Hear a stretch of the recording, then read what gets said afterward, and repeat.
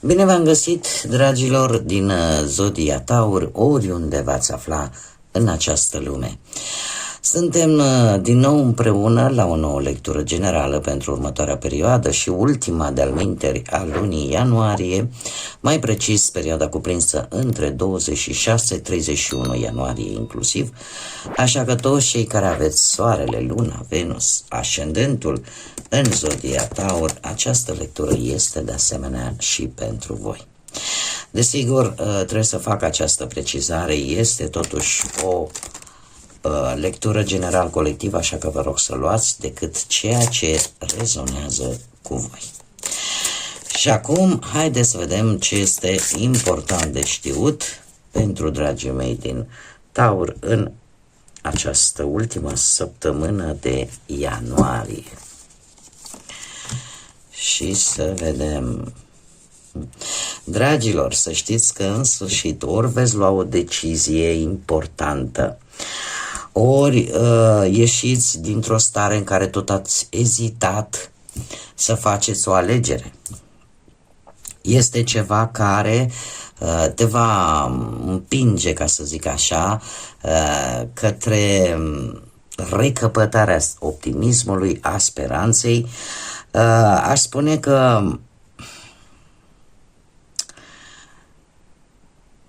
vreți să reușiți într-un anumit proiect care poate să aibă legătură, mare atenție, și cu internetul.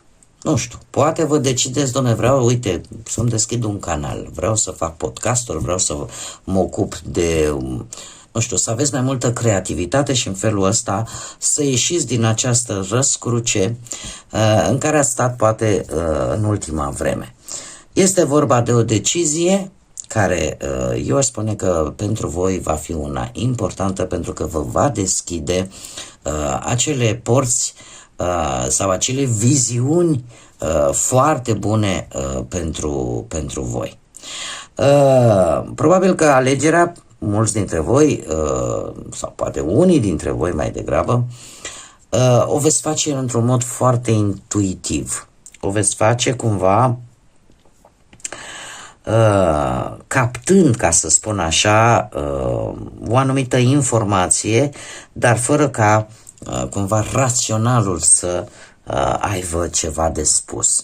Pur și simplu veți simți că trebuie să faceți un anumit lucru sau că trebuie să faceți o anumită alegere și care vă va aduce foarte multă speranță și va redeschide așa acea poartă a optimismului că lucrurile pot fi bune, că lucrurile se pot schimba în bine pentru voi. Este vorba poate pentru mulți dintre voi de o dorință aprigă, ceva care pentru voi are o conotație foarte importantă.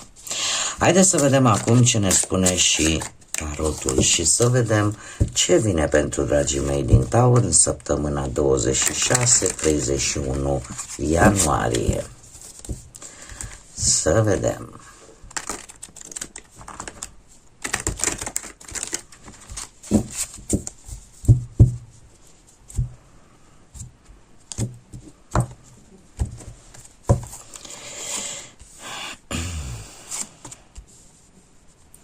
Da.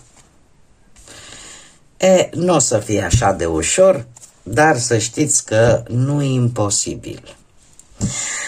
Haideți să vă povestesc ce lăsați voi în urmă și este un lucru important. Lăsați în urmă ceva ce pe voi v-a deranjat, v-a afectat, v-a durut, v-a transformat.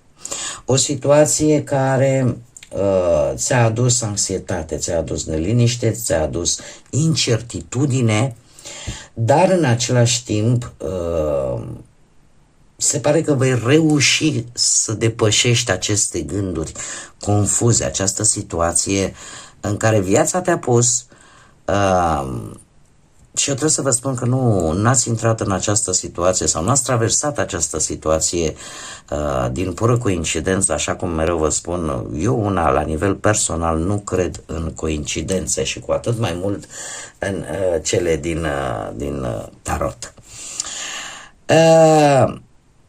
O situație care v-a frământat, o situație care paradoxal poate trebuia să se întâmple pentru ca voi să vă transformați, pentru ca voi să puteți să vedeți exact de fapt unde este problema și să acționați. Într-adevăr, această săptămână avem un nou de monede. Un nou de monede care îmi vorbește de importanța sau redescoperirea a ce este important pentru voi la nivel personal. Aș spune că sunteți cumva, încercați să vă mențineți un echilibru sănătos între o anumită dependență față de o situație, de cineva sau de ceva, cumva poate v-ați propus un cel personal. Da? Un cel personal și pentru care vreți să luptați. Că încă mai aveți anumite reminiscențe în perioada imediat următoare cu acest 8 de spade, eu aș spune că nu este ceva peste care să nu puteți trece. Într-adevăr, este ceva ce voi vă doriți cu ardoare la nivel personal, pentru sufletul vostru, pentru voi. Dar de asta spun că rămân anumite resturi din această situație adusă de către turn cu acest 8 de spade. Și aș spune că totuși trebuie să traversați acele idei care pe voi vă limitează. Cumva încă mai duceți o... Avem deja, se repetă de 2 ori, 8. Cifra 8 este guvernată de către Saturn și este un număr masculin, yang, are o energie masculină, da? Ce se întâmplă? Faptul că avem un 8 de spade, ceva care te împiedică, mental te împiedică să vezi realitatea și să-ți dai seama că poți și să-ți dai seama că poți să treci, ai puterea să treci peste orice. Problema la voi, cred, în această săptămână, ca să și generalizez și să trecem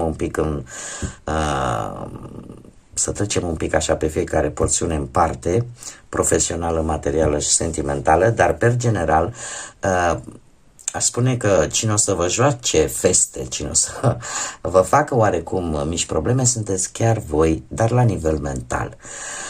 E un ușor blocaj din care eu zic că veți ieși către sfârșitul săptămânii cu acest 8 de monede. De ce? Pentru că o să vină o schimbare benefică pentru voi, ceva care cumva te va stimula vis-a-vis de ceea ce îți dorești tu la nivel personal. Dar acest blocaj, cumva, ai senzația că ești legat de mâini și de picioare, dar de fapt nu privești mai atent în exterior. Este o senzație, ca să spun așa, este o lume pe care tu ți-o creezi la nivel mental, dar din câte văd eu aici, o să revii cu picioarele pe pământ și să vezi că totuși nu este ăla atât de negru pe cât pare.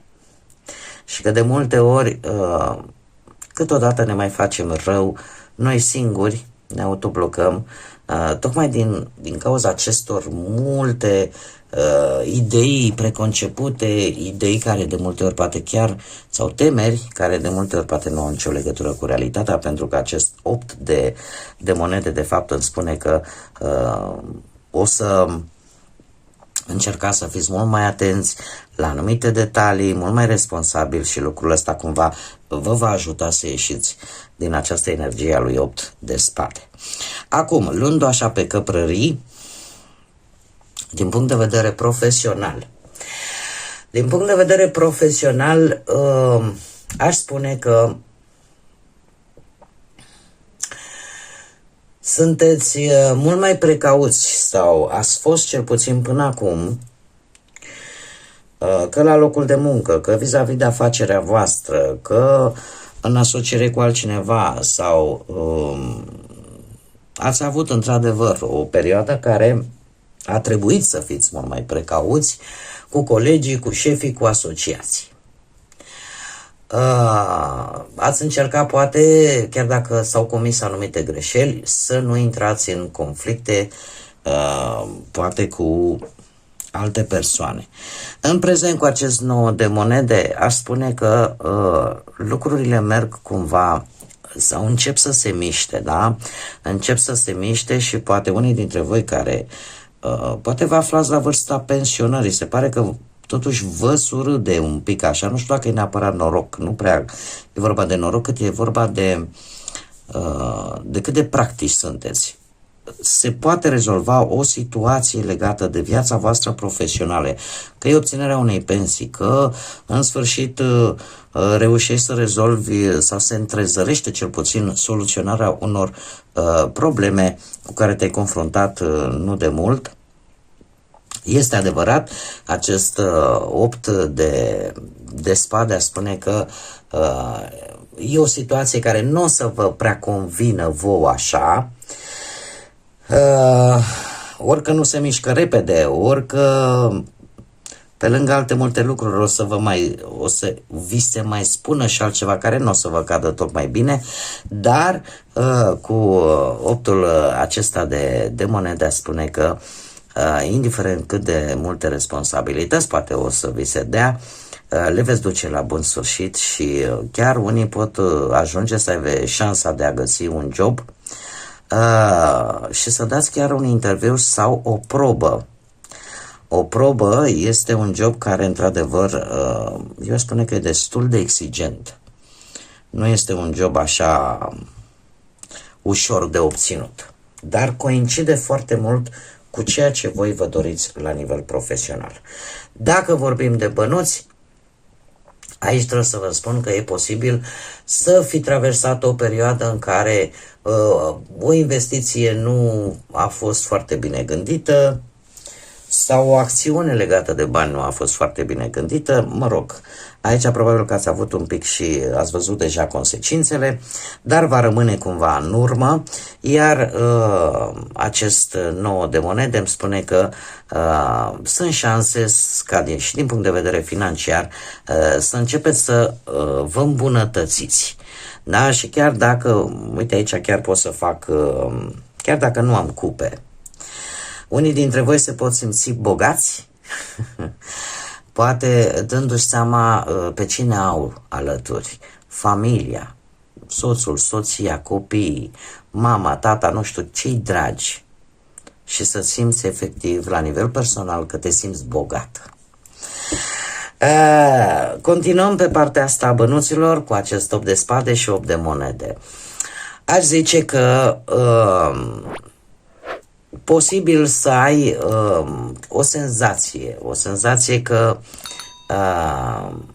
nu reușești cumva să ieși din situația destul de pe care tu o percepi încă negativă, dar din punct de vedere financiar, dar cu acest 8 de monede aș spune că e posibil, tocmai pentru că tu mental spui nu am cum să ies sau e foarte complicat să ies, să știți că puteți primi și un ajutor bănesc pe care ori îl așteptai, ori pur și simplu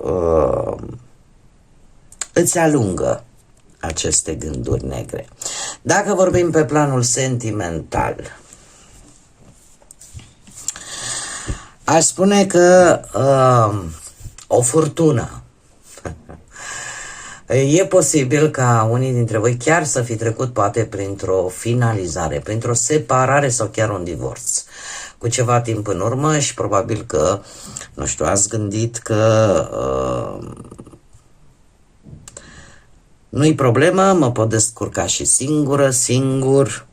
Este adevărat, anumite lucruri încă vă mai dau târcoale pe care nu le arătați, le țineți acolo în mintea voastră, Totuși și pe plan sentimental, mai ales pentru cei care sunt interesați de partea asta a relației, pentru cei care sunteți poate deja într-un cuplu sau recent poate ați fost într-un cuplu sau foarte recent, totuși eu trebuie să vă spun că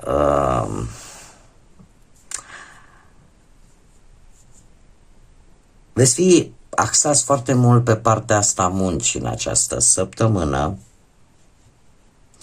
sau vă veți ocupa timpul. În mare parte să știți că pentru cei care de foarte curând au rămas, au avut parte de ori de o separare, ori de un divorț, despărțire, ceva, o furtună care s-a abătut asupra relației voastre și chiar dacă există și niște gânduri nu tocmai pozitive, să zic așa, în mintea voastră de dezamăgire, de cine mă mai ia pe mine sau de ce s-a întâmplat așa. Există într-adevăr niște procese de conștiință, poate, dar se pare că vă veți ocupa mai mult timpul pe partea asta a muncii, în așa fel încât viața să meargă înainte. Cei care sunteți singuri, aș spune că e posibil, dar înainte de a trece, mai am ceva de spus. Pentru cei care sunteți într-o relație, e posibil ca cineva din exterior să-și fi băgat nasul în relația voastră și să fi cauzat această furtună, acest scurt circuit în relația voastră din ultima vreme. Și voi să fiți un pic mai, sau să încercați cel puțin în această săptămână să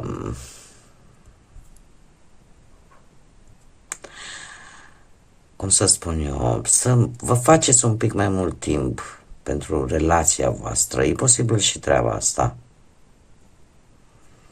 Cumva să realizez că nu există relații perfecte, dar că cel mai important atunci când există principii și valori importante de bază, să-ți aperi nucleul, să-ți aperi propria ta relație de influențele de multe ori nocive din exterior. Și acum trecem la cei singurei. Din punct de vedere sentimental, aș spune că există, cum să spun eu,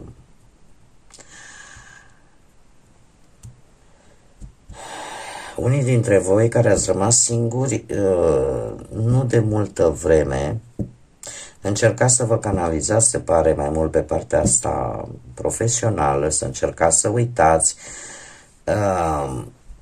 dar totuși eu trebuie să vă spun un lucru.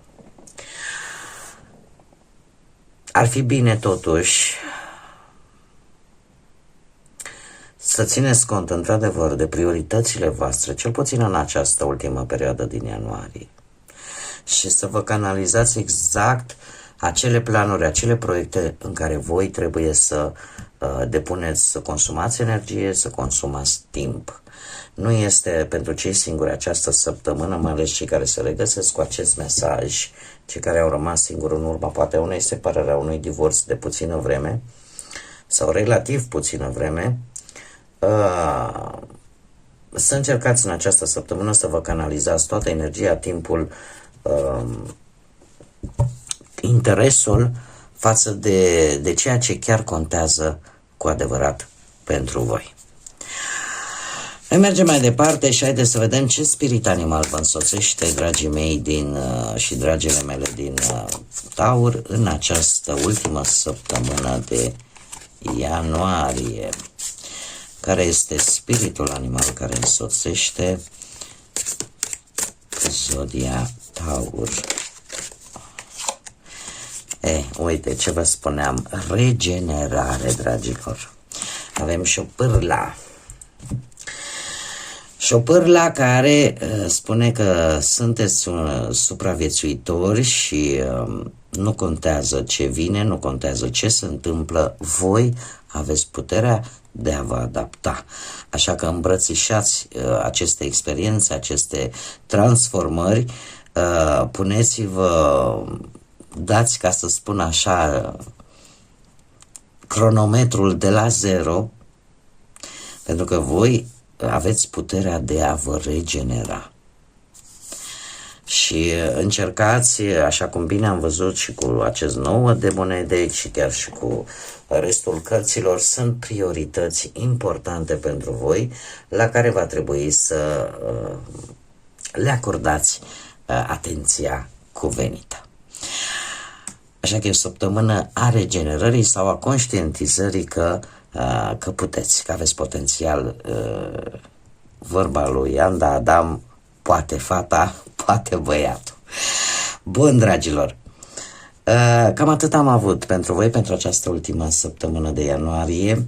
Eu mă bucur că am fost împreună și sper să vă fie adus claritate, ghidare, iar până la următoarea noastră revedere vă doresc tot binele din lume și să fiți înconjurați atât de pace, de echilibru și de multă iubire.